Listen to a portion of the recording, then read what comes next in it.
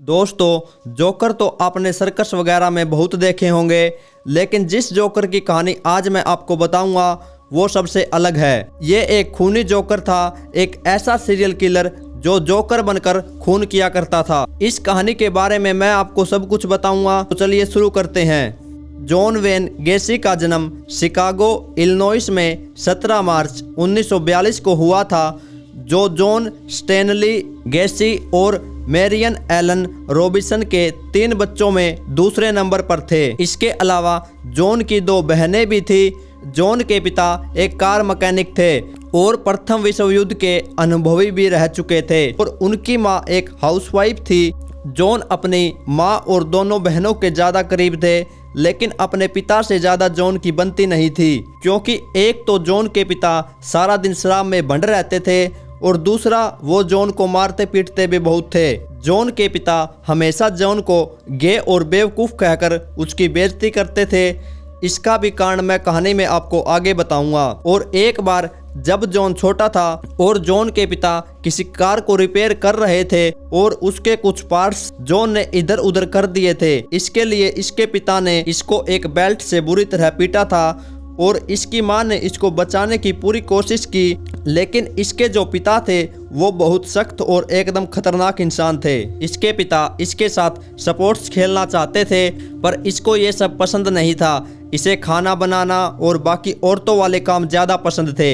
इस वजह से इसके पिता इस पर नाराज रहा करते थे और इस पर गुस्सा भी रहते थे और जॉन को गे कहकर बुलाते थे। इसके पिता को शक था कि जॉन लड़की बनना चाहता है और इसे लेकर वो कभी भी जॉन को उसकी पसंद का काम नहीं करने देते थे। पर जॉन की माँ हमेशा ही उसे प्यार में अच्छे अच्छे डिशेज बनाकर खिलाया करती थी, जिसकी वजह से जॉन का वजन काफ़ी बढ़ता चला जा रहा था। जॉन के माता पिता में हमेशा ही झगड़ा होता रहता था और एक दिन खेलते खेलते जॉन बेहोश हो गया और उसे हॉस्पिटल ले जाया गया, और तब जाकर पता चला कि जॉन को हार्ट की बीमारी है। और इसी के चलते जॉन को स्कूल के सभी खेलों से दूर रहने के लिए कहा गया। जॉन को शुरू से ही लड़कियों के कपड़े पहनना बहुत पसंद था और वो जब घर में अकेला होता था तो वो लड़कियों वाले कपड़े पहनकर शीशे के आगे खड़ा हो जाता था। लेकिन एक बात जो जॉन को भी पता थी कि उसके पिता को समलैंगिक लड़का पसंद नहीं है, इसलिए जॉन ने लड़कियों से दोस्ती करना शुरू किया।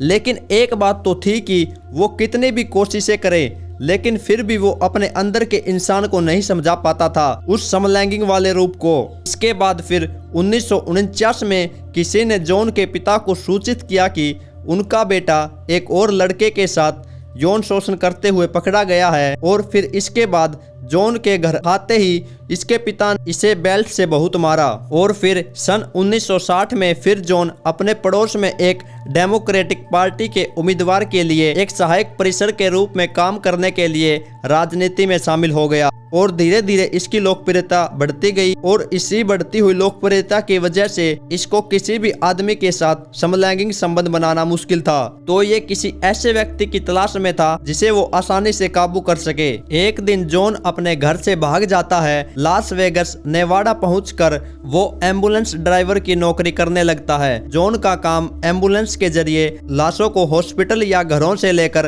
अंतिम संस्कार की जगह पहुंचाना होता था। इसने वहां पर 3 महीने तक काम किया। जॉन ने फिर एक दिन अपनी मां के पास फोन किया और उनसे पूछा कि क्या उसके पिता इसे घर लौटने की अनुमति देंगे। फिर इसके पिता सहमत हो गए और उसी दिन फिर जॉन अपने घर वापस शिकागो चला गया। घर लौटने के बाद जॉन ने नॉर्थ वेस्टर्न बिजनेस कॉलेज में दाखिला लिया। इसके बाद फिर जॉन 1963 में अपनी ग्रेजुएशन कंप्लीट करने के बाद नन बुश शू कंपनी में नौकरी करने लगता है और 1 साल के अंदर ही सेल्समैन से अपने डिपार्टमेंट का मैनेजर बन जाता है। इसके बाद मार्च 1964 में जॉन की मुलाकात मार्लिन मायर्स से होती है और जल्द ही इनकी सगाई हो जाती है। सितंबर 1964 में जॉन और मार्लिन शादी कर लेते हैं और जॉन अपने ससुराल के 3 KFC रेस्टोरेंट्स संभालने के लिए वाटरलू आयोवा चला जाता है। वहां जॉन को रहने के लिए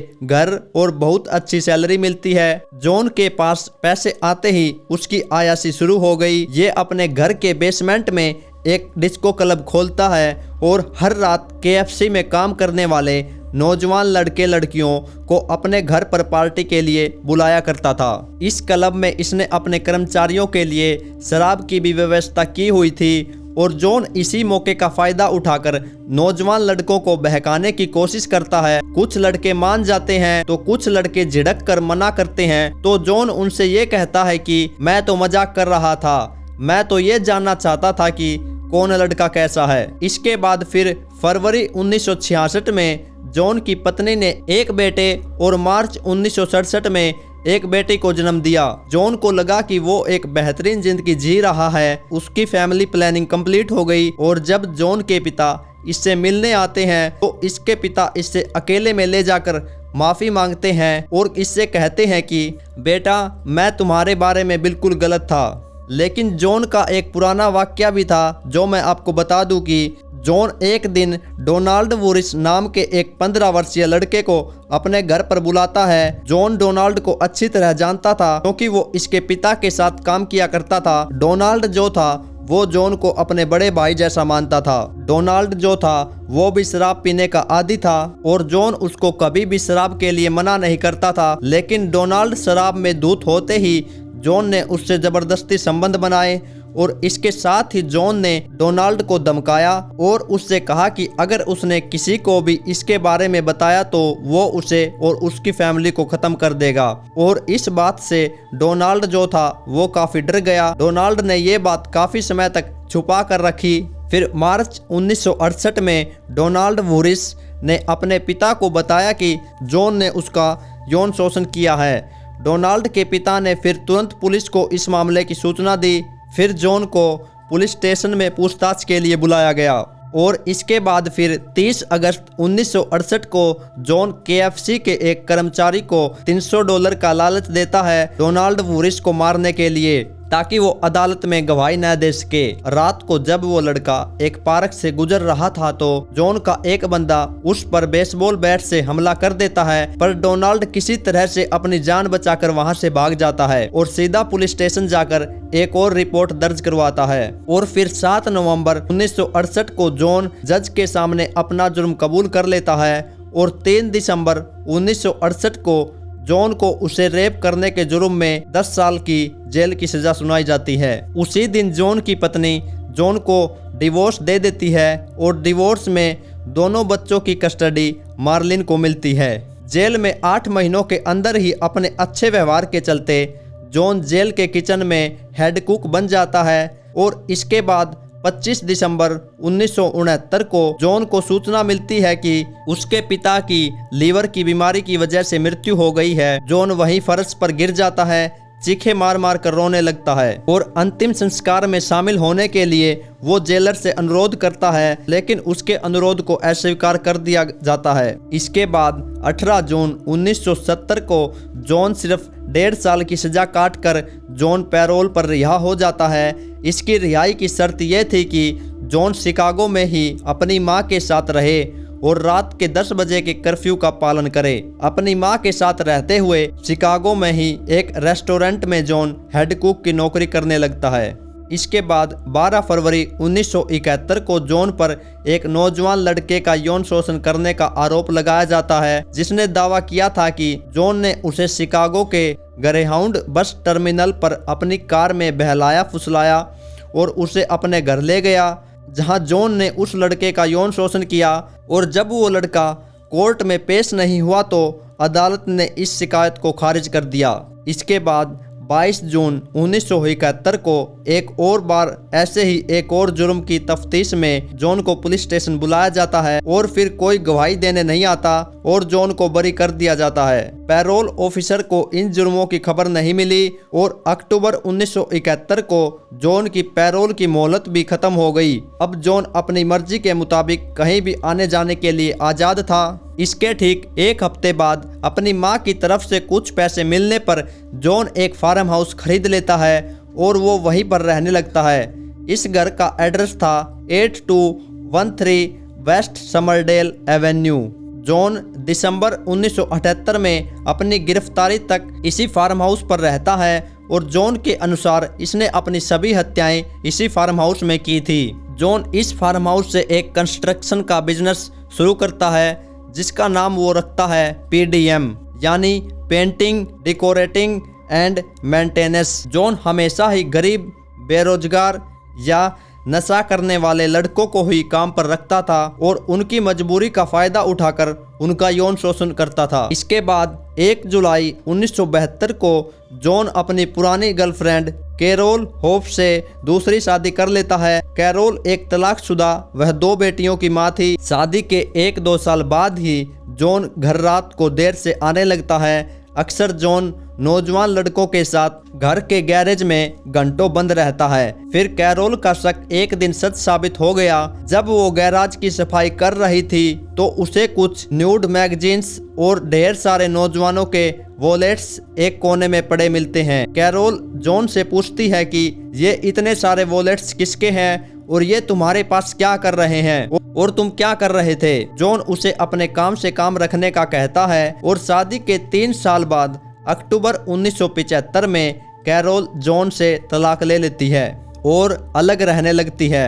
जॉन की कंपनी PDM बहुत तरक्की कर रही थी और उसकी सालाना आमदनी 2 लाख अमेरिकन डॉलर से भी ज़्यादा थी। इसके बाद सन 1975 के आखिर में जॉन एक और सामाजिक क्लब में शामिल होता है जिसका नाम था जॉली जोकर क्लब। इस क्लब का मेंबर बनकर ये शहर के परेड में जोकर बनकर जाता था। इसने अपनी जोकर की ड्रेस खुद बनवाई, ये अपना मेकअप भी खुद ही करता था और अपना नाम पोगो द क्लाउन रखा था।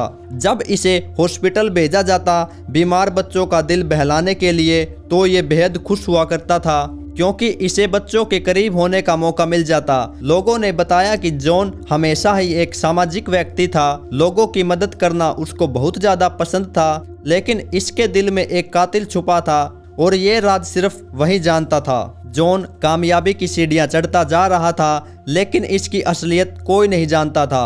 आखिर कब तक इसके गुनाहों पर पर्दा ढका रहता।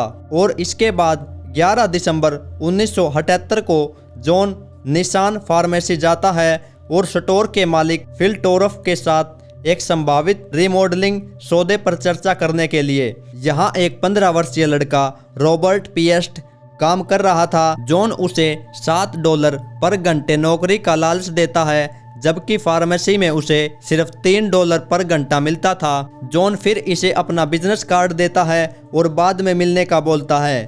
थोड़ी देर बाद रॉबर्ट की माँ उसे लेने आ जाती है तो रॉबर्ट अपनी माँ से कहता है कि मुझे किसी कॉन्ट्रैक्टर से 9 बजे मिलना है नौकरी के सिलसिले में, मैं थोड़ी देर बाद अपने आप घर आ जाऊंगा।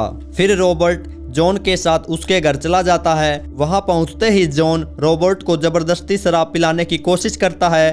बातों बातों में ही जॉन रॉबर्ट को बताता है कि उसने जोकर बनने के शौक में एक मैजिक ट्रिक सीखी है, तुम्हें दिखाऊं। जॉन अपनी अलमारी से एक हथकड़ी निकालता है और उसे खुद पहनता है और कहता है, देखो मैं जादू की मदद से हथकड़ियों से अपने हाथ कैसे निकाल सकता हूँ। 1 2 3 बोलते ही हथकड़ी निकल जाती है। रॉबर्ट इस नज़ारे को देखकर बड़ा हैरान हो जाता है। फिर जॉन ने कहा, अब हथकड़ी तुम पहनो और मैं तुम्हें सिखाता हूँ कि कैसे हथकड़ी से आज़ाद होते हैं। जब रॉबर्ट के हाथ हथकड़ी में जकड़े गए तो जॉन इस लड़के पर गिर पड़ता है और इसे दबोच लेता है। रॉबर्ट बचने की कोशिश करता है मगर वो जॉन के बराबर का नहीं था और उसने शराब भी पी हुई थी। उसे बहुत ज़्यादा वजनी जॉन से छुटकारा नहीं मिलता है। जॉन उसका रेप करता है और फिर रस्सी से उसका गला घोंट देता है। कुछ घंटे बाद जब रॉबर्ट अपने घर नहीं पहुंचता है तो उसकी मां पुलिस स्टेशन जाकर उसकी गुमशुदगी की रिपोर्ट दर्ज करवाती है।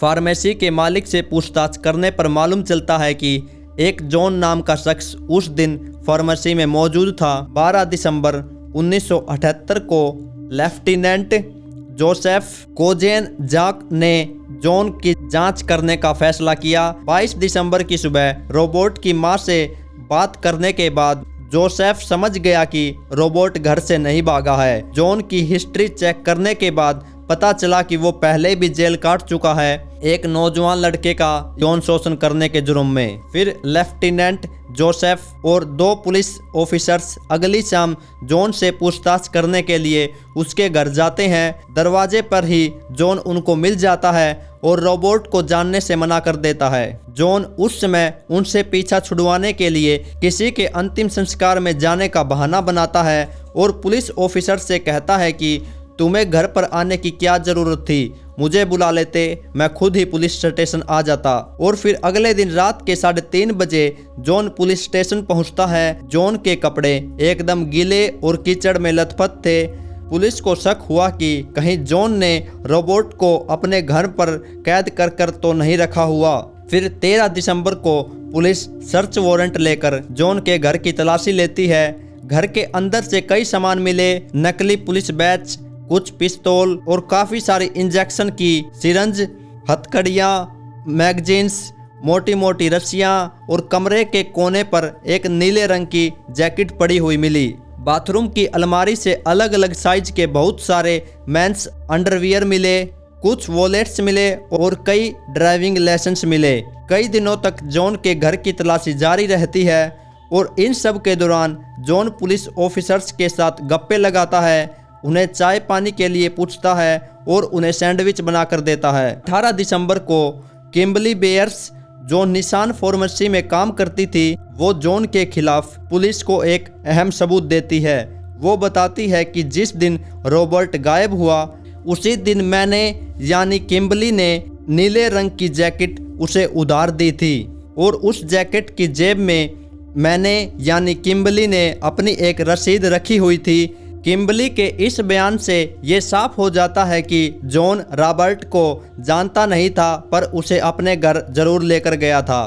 पुलिस जॉन का पीछा नहीं छोड़ती और इस बात से जॉन बहुत परेशान था और कहीं न कहीं उसको डर जरूर था। 20 दिसंबर को जॉन अपने वकील के ऑफिस जाता है। उस दिन जॉन का हुलिया एकदम अलग था। उसके बाल बिखरे हुए, कपड़े एकदम कीचड़ में लथपथ और वो शराब के नशे में फुल दूध था। शराब की बोतल एक हाथ में पकड़े हुए वो वकील की टेबल पर रखे हुए अखबार को खोलता है और रॉबर्ट के बारे में एक आर्टिकल पर हाथ रख कर कहता है कि ये लड़का मर चुका है, इसकी लाश मैंने दरिया में फेंक दी है। रोते धोते वो अपने सभी जुर्म के बारे में बताता है और कहता है कि मैंने 30 के करीब लड़के मार डाले, कुछ लाशें मैंने अपने घर के नीचे दफना दी, कुछ लाशें मैंने नदी में फेंक दी। और वो कहता है कि कभी वो नशे में इतना धुत होता था कि जब उसे होश आता तो उसके सिरहाने पर एक लाश पड़ी होती थी और उसे ये भी याद नहीं होता था कि उसने इस लड़के को कब और कैसे मारा। जॉन का वकील सारी बातें सुनने के बाद उसे अपने ऑफिस के ही सोफे पर सोने देता है और सुबह उठकर जॉन अपने घर चला जाता है। 21 दिसंबर को पुलिस ऑफिसर एक दूसरा सर्च वारंट लेकर जॉन के घर के नीचे की जमीन खोदने लगते हैं। कुछ ही देर बाद उन्हें एक गला हुआ बाजू मिलता है। वो समझते हैं कि सिर्फ एक ही लाश दफन होगी और खुदाई के बाद पता चलता है कि इस घर के नीचे कई लाशें दफनाई हुई हैं। कुछ लाशों को इतना नज़दीक दफन किया गया था कि पुलिस को शक हुआ कि इनका एक ही साथ कत्ल किया गया होगा या फिर उन्हें एक साथ ही दफन किया गया होगा। पूरे शहर में जॉन के घर का मंजर बच्चों से लेकर बड़ों तक सबको हैरान कर देने वाला मंजर था, क्योंकि इससे पहले उन्होंने वैसा कुछ कभी देखा ही नहीं था। 22 दिसंबर को जॉन अपने वकील के साथ पुलिस स्टेशन पहुंचता है। 30 से ज़्यादा लड़कों को मारने का दावा करता है। जॉन बताता है कि उसने सबसे पहला मर्डर 1972 में किया था और उसका आखिरी शिकार रॉबर्ट था। जॉन बताता है कि ये सब लड़के घर से भागे हुए गरीब, चोर और लोफर लड़के थे। अगले कई हफ्तों तक पुलिस और फोरेंसिक टीम जॉन के घर की एक एक इंच की जमीन को बड़ी बारीकी से खोदते हैं। पुलिस को जॉन के घर और गैरेज से कुल मिलाकर 29 लाशें मिलती हैं। फिर पुलिस जॉन को गिरफ्तार कर लेती है और फिर 6 फरवरी 1980 को जॉन को कोर्ट में पेश किया जाता है और उसके वकील के कहने पर जॉन का एक मेडिकल टेस्ट करवाया जाता है, क्योंकि जॉन का कहना था कि वो पागल है और वो अपने होशो आवाज में नहीं है। टेस्ट की रिपोर्ट आने से पता चलता है कि जॉन एकदम नॉर्मल है। कोर्ट में कई गवाह सामने आए जो जॉन से किए गए जुर्मों से वाकिफ थे, जो खुद जॉन के शिकार थे, जिन्हें जबरदस्ती अगवा किया गया और ज़बरदस्ती शराब पिलाई गई और उनके साथ गलत काम किया गया। 30 लड़कों की लाशों में से सिर्फ 22 लड़कों की ही शिनाख्त हो पाई। कोर्ट अपना फैसला सुनाती है और जॉन को मौत की सजा सुनाती है। 14 साल बाद जॉन जेल में रहते हुए इस फैसले को बार बार अपील करता है और जॉन की आखिरी अपील अक्टूबर 1993 में की गई थी और फिर जॉन की मौत का दिन 10 मई 1994 निर्धारित किया जाता है और जॉन अपनी आखिरी इच्छा में तले हुए झींगे, ताजी स्ट्रॉबेरी, KFC चिकन और एक कोक की डिमांड करता है और फिर जॉन को जानलेवा इंजेक्शन दिया जाता है और उसकी मृत्यु हो जाती है। तो दोस्तों यही कहानी थी आज की। उम्मीद है कि आपको ये कहानी पसंद आई होगी और आपको ऐसी कहानियाँ सुनना पसंद है तो प्लीज़ आप इस चैनल को लाइक और सब्सक्राइब कर लीजिए और उस बेल आइकन को भी दबा दीजिए। मैं ऐसी इंटरेस्टिंग कहानियाँ इस चैनल पर लेकर आता रहता हूँ। जल्द ही मिलेंगे एक और नई वीडियो के साथ।